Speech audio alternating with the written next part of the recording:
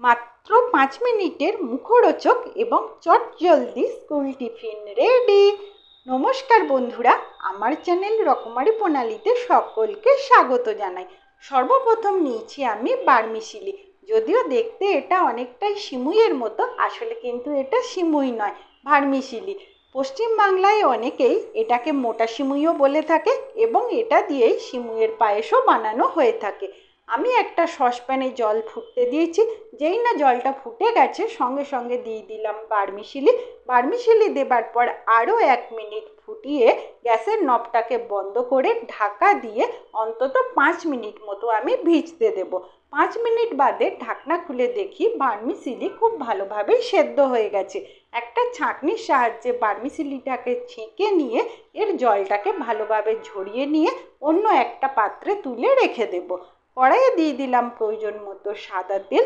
ফোড়নের জন্য দিচ্ছি গোটা জিরে, গোটা কালো সর্ষে, সামান্য পরিমাণে একটুখানি হিং এবং বেশ কিছুটা পরিমাণ কারি পাতা, যাতে একটুখানি সাউথ ইন্ডিয়ান ফ্লেভার আসে।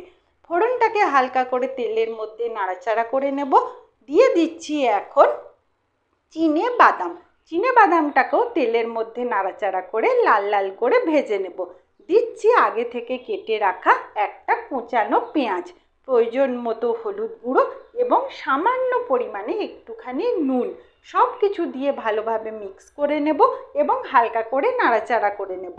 নুনটা দিলাম যাতে বাদামের ভেতরে নুনটা চলে যায় এবং পেঁয়াজটা তাড়াতাড়ি সফট হয়ে যায়। যখনই পেঁয়াজে গোল্ডেন ব্রাউন কালার এসে যাবে তখনই আমি দিয়ে দিচ্ছি আগে থেকে সেদ্ধ করে রাখা বার্মিসিলি এবং সামান্য পরিমাণে একটুখানি কাঁচা লঙ্কা। বাচ্চার জন্য বানাচ্ছি তাই অল্প পরিমাণে কাঁচা লঙ্কা দিলাম, আপনারা দিতেও পারেন, স্কিপও করতে পারেন। বার্মিসিলিটা সেদ্ধ করার সময় যেহেতু আমি নুন দিইনি তাই দিয়ে দিলাম প্রয়োজন মতো নুন দেবার পর সব কিছুকে ভালোভাবে মিক্স করে নিয়ে মিডিয়াম ফ্লেমে অন্তত 2 থেকে 3 মিনিট নাড়াচাড়া করে নিলেই চটপট মুখরোচক চটজলদি school tiffin ready. Just prepare it and enjoy. আর এটার স্বাদ একেবারে চাউমিনের মতো হয়, বাচ্চারা চাউমিন ভেবে খুব সহজে খেয়েও নেয়।